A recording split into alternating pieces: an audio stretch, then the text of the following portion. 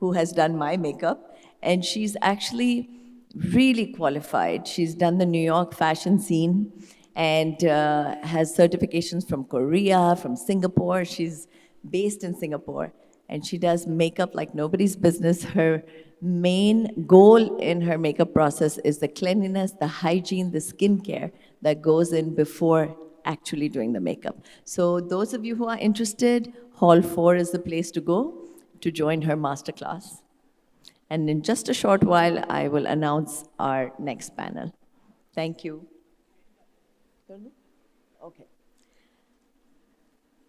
So our next panel discussion is titled In Lost Opportunities, Lost Generations. It's about how structural inequalities are holding back our girls, how the intersecting forces of patriarchy, capitalism, and misogyny holds back girls from achieving their very best potential. And to have this discussion, we have Dr. Luay Shabaneh, who is the country rep of UNFPA Pakistan.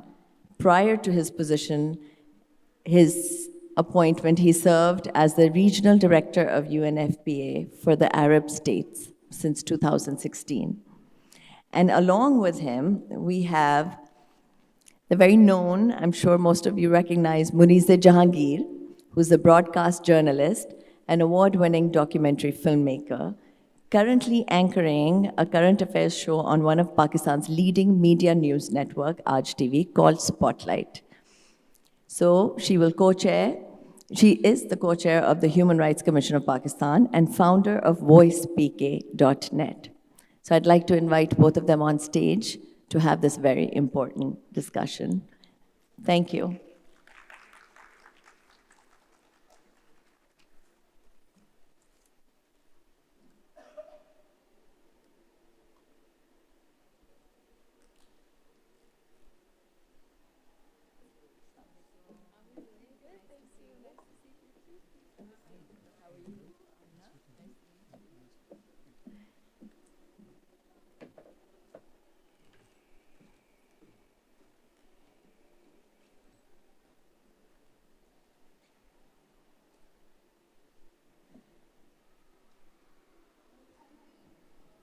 It's working?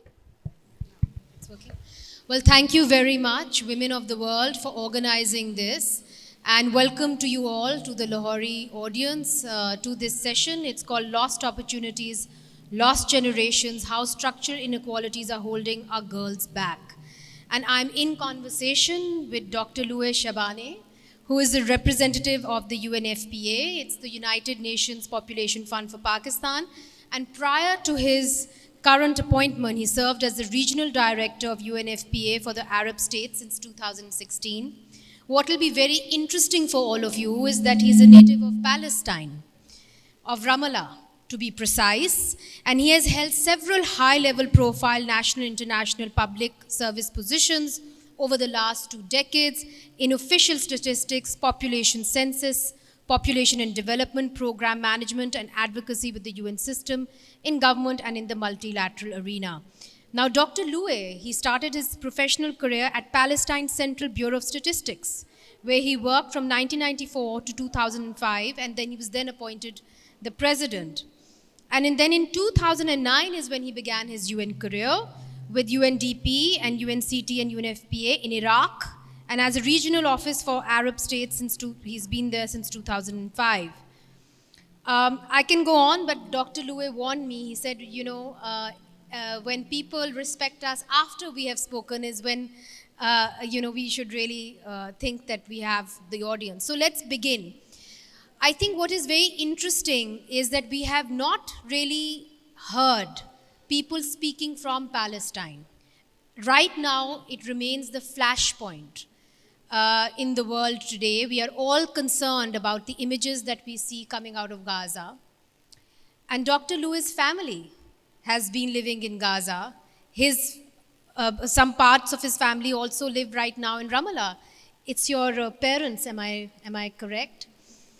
Well, my first question to you is, as a Palestinian, Dr. Luay, and I know we haven't gotten to the topic yet, but are you disappointed by the way the Islamic world has reacted to the killings in Gaza? Do you think that Tel Aviv had an idea that they would not react in that way and maybe felt emboldened to go on going on with the killing spree? Thank you very much for having me. Assalamu alaikum. Disappointment is very light word. Everybody who stands for human rights is disappointed. This is the longest occupation in the world. The Secretary General of United Nations was very firm, very strong against the killing of women, against the killing of civilians from both sides. The response was very inappropriate, and the way how the Palestinians are killed now in Gaza is just horrible. People just 2 days ago, more than 100 people were massacred where they were getting their assistance, humanitarian assistance that has been dropped by the army of Jordan. Therefore, disappointment is really very light.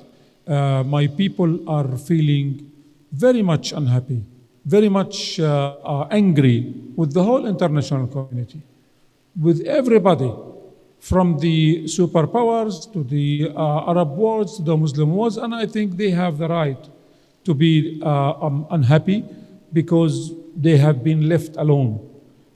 In Rafah, for example, there are more than 1.5 million people who are starving, who are dying of hunger. This never happened in the recent history, and United Nations is very firm about this, calling for the ceasefire, calling for political solution, calling for ending this occupation and coming to peace. Palestinians are struggling to have a life, while the Israelis are given a permit to kill. This is really unjust, and I hope that the Palestinian women in Palestine, if you just imagine a pregnant woman in these circumstances, if you imagine how an adolescent girl is growing up in this situation, you will feel how horrible the situation is. So I hope that the international community can come to ceasefire, can come to reconstruction of Gaza. We need peace for everybody, for Israelis, for Palestinians, for everyone. This is the right of life is a basic human right. Well, certainly, I think that you speak to an audience which is very sympathetic, but the point is, maybe the member states of the United Nations are not as sympathetic as they could have been. Now there are people leaving Gaza, and the building work has already started by Tel Aviv. Do you see any hope that these people will be able to return to Gaza? Well, we cannot live without hope. If hope is not there, we cannot survive for moments. The situation is horrible, the situation is bad. Many people are blaming the United Nations. United Nations is a playground, but the player are member states who decide. The veto has been used by the United States for more than 85 times during the history, among them more than 40 against the Palestinian case. So, and this applies to Arab countries, Muslim countries who could have a voice. I hope that the international community can come together to direct the United Nations to do what should be done for the Palestinians, for the Israelis, for everybody, so that people, young women can live in peace. They can fulfill their aspiration. This is the main mandate of UNFPA. We say that no woman should die while granting life.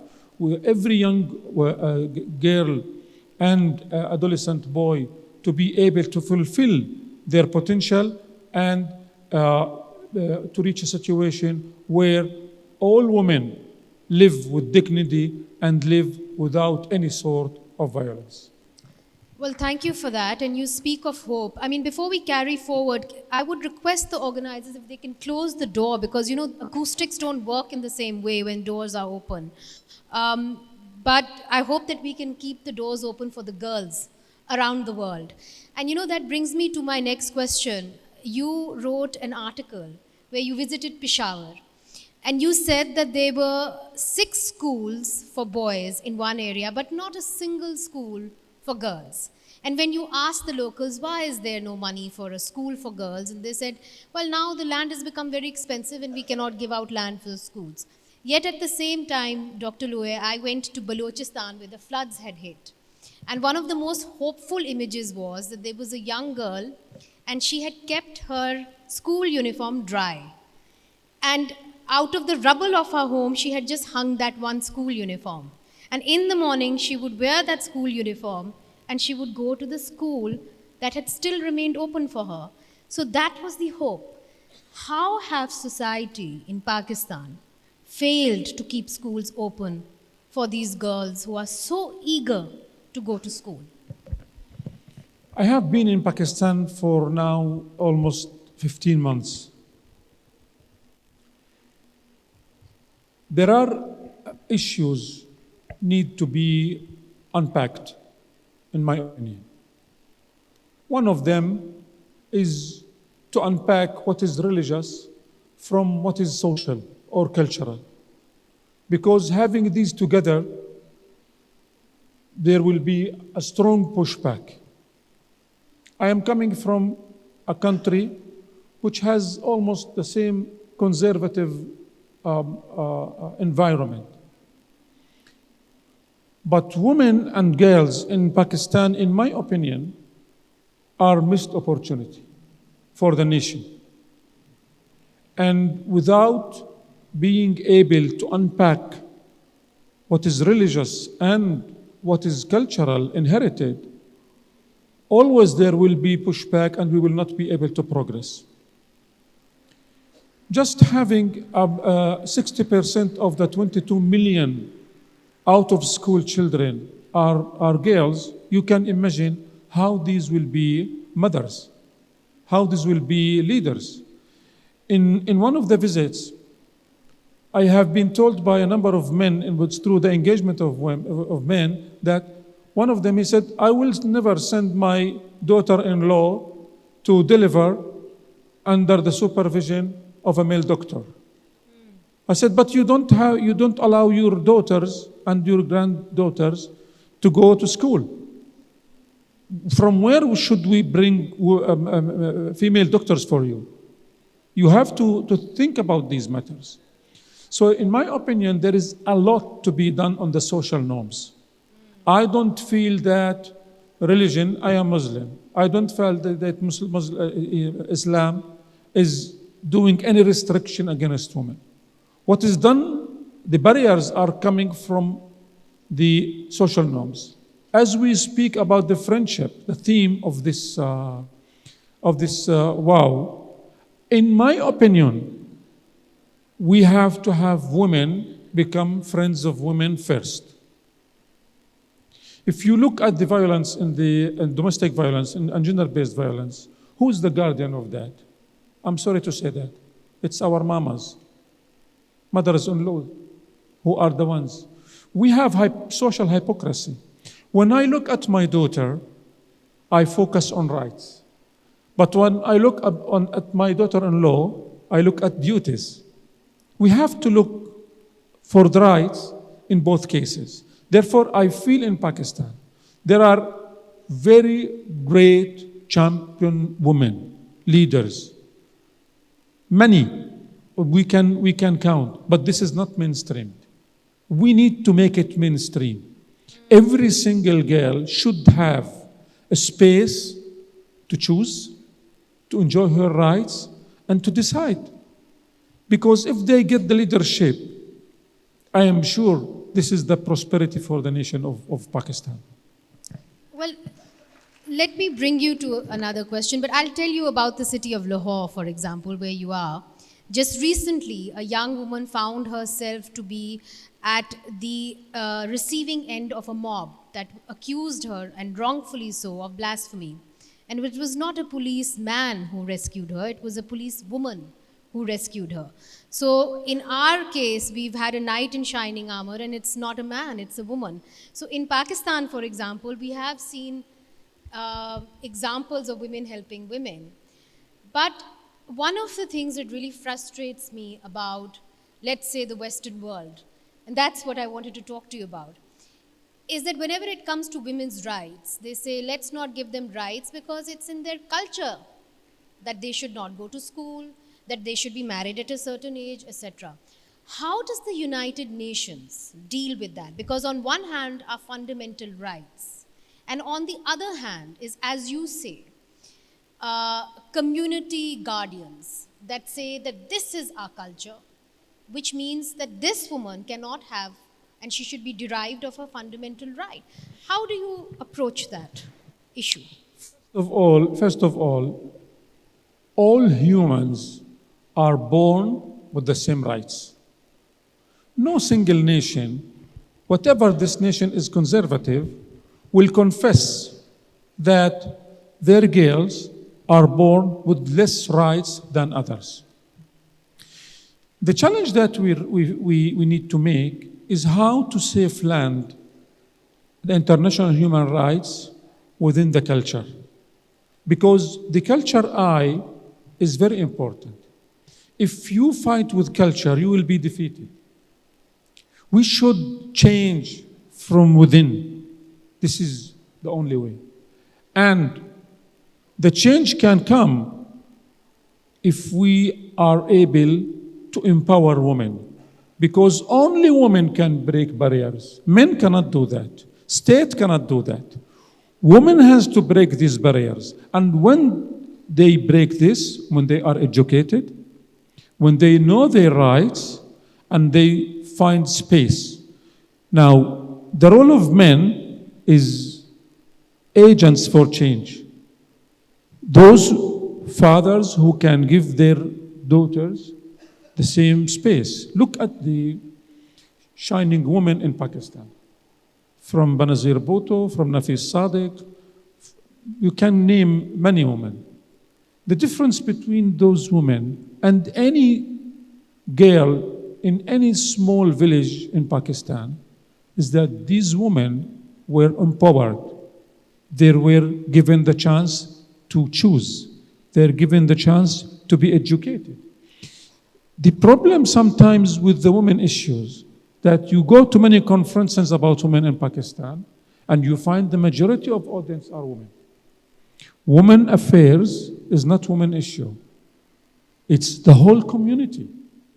And we have to work this. United Nations assume that everybody, every human being is born with the same rights. And how to enjoy these rights, how to fulfill these rights, fine. It could be subject to culture, it could be subject to religion, it could be subject to local circumstances. Because you cannot impose on people. Let me give a small story. When the Brits came first to Africa, they started to teach people, don't steal. And then there was the natural response from the natural Africans, what is stealing? Plants are there, anyone can take and eat. Cattle are there, anyone can get and slaughter and eat. We don't have this. So you cannot impose concepts on the community. You have to use the existing communities in order to make change so that it is acceptable and you don't have too much enemies from within the community. Therefore, I think what we are trying to do in UNFPA is to use the cultural lens, the culture with the heritage, with the civilization, with the religion, all these elements together to ensure that women are empowered, but the empowerment is genuine. Because in many occasions, if you look at those who are participating in the international conferences, you will have the cream of the society. You have the ladies who speak 3-4 languages. But we need the change to be for those people who are left behind, those who are living in villages, who are unable to access education, who are unable to get resources to be empowered. Therefore, I think we will continue this. The journey is very long, but we need more and more champion women who can help, who can lead. And we are here to support. We cannot suggest. We can share with you our experience, but you have to choose as Pakistanis. You have to choose your model of empowerment, your way of empowerment, because this has to come from within the community. I'm imagining that it would be very difficult for you to deal with the Afghan Taliban government on women's rights. There we have the entire country wanting women's rights, but a government that is not even voted in, not wanting it. How would the United Nations approach that? Despite all what is being said about Taliban,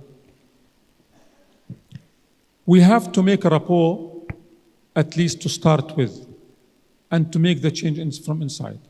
The Americans tried, and the international communities tried to change the Afghan community for 20 years, and they were defeated. The Afghan community defeated the international community. They were unable to change. Look at the outcome of the last 20 years of the international engagement in Taliban, trying to impose on them how to change their life. Did they succeed? No. So we should, as I said, start from the grassroots there to bring similar experiences. People learn from their peers, and they can change. And I have been engaged in a number of young Afghani girls. They are brilliant. They know what they want, but they are not the mainstream. We should help them to be the mainstream. I don't feel that imposing on any community will succeed. I think Afghanistan is a very difficult case simply because everybody that I speak to in Afghanistan wants to go to school, but they are being deprived that. So it's a very heartbreaking situation. But let's come to Pakistan. In Pakistan, 3 of the provinces, the marriageable age for girls is 16. And one of the province, the marriageable age for girl is 18. As a country, we haven't really decided when a girl becomes a woman. You write about, girls that when there is early marriage, things start to go wrong from there. What is too early? Is 16 too early for a marriageable age? Look, in my opinion, of course, the United Nations define childhood until the age of 18. And if you look at the mainstream in the world, the average age of marriage for women is beyond 24. Still in Pakistan, like in many developing countries where the population pyramid is still wide among the youngsters and very narrow at the older ages, still child marriage is an issue. I think what should identify the age of marriage is the maturity, not maturity physical to be able to reproduce, maturity to be a mother, maturity to be educated enough, maturity to be able to choose, maturity to identify how many kids she wants to have. So in my opinion, in my personal experience, I still feel 16 is not acceptable, 18 is not acceptable to me. I got married, my wife was 24. I have now, my kid is 21. When I speak to her, usually the discussion goes beyond 25. But of course, we cannot impose. But in my opinion, I'm telling her, you have to be ready. Look, marriage in the past was the only destination for women. And women were measured in their achievement, the KPI, the key performance indicators for a woman, if she was able to find a husband. This was the successful woman. And those women who don't have the chance to get married, the society used to look at them negatively. Today, in this generation, I can observe that marriage is one of the destinations. It is not the only destination. Therefore, I'm telling my daughter, be ready for a marriage that could succeed or not. In case if it doesn't succeed, you have to have your education, you have to have your job, you have to have your economic means so that you can continue your life. If you find somebody and you are happy with him, good for you, continue. But you cannot be living with somebody unhappy, exposed to violence, because you have zero opportunities. Therefore, I feel it is our way of thinking to ensure that there are options for survival with dignity. This is where we can identify if the age of marriage is good or not good. I think that's very nice that you say survival with dignity. And I think that's what every human being, especially women, expect. But they haven't been given that, not in this country. Women as young as girls as young as 12, 11, 10, 9, 8 have been forcibly married off, and we see this every day in the news. And you write in one of your articles that the situation in Pakistan demands a faster, firmer, and bolder coordinated response so that every girl can grow up secure in the knowledge that her body is her own. In that context, what should the government immediately do? What should policymakers immediately do to ensure that girls here will be secure? I think according to the norms of the United Nations, the way how the social contract is built between citizens and state is based on right holders, which are citizens, and duty barrier, which is the government and the local authorities. It is the responsibility of the government to ensure that every single girl is empowered to choose. Every single adolescent is empowered to enjoy the rights in the Constitution in the first place, and second, human rights if possible, at large. But at the minimum, the Constitution gives a lot of rights for women where women do not enjoy. There is a gap, not only in Pakistan, in many countries, there is a gap between what is written in the Constitution that is being voted by people and it is respected by the members of the nation and the practice.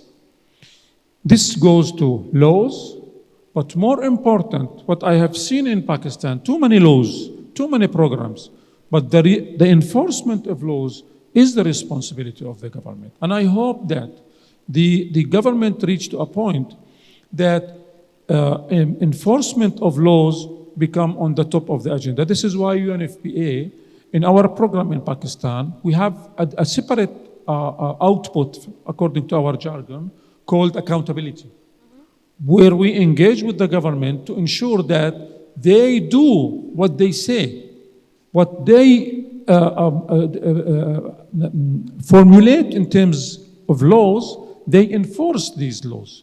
It is something very important. But I would not also forget that the change should be also at the community level. We need the networks of young people, the networks of women, the networks of businessmen, all networks to work at the community level because the social norms are very strong in this country.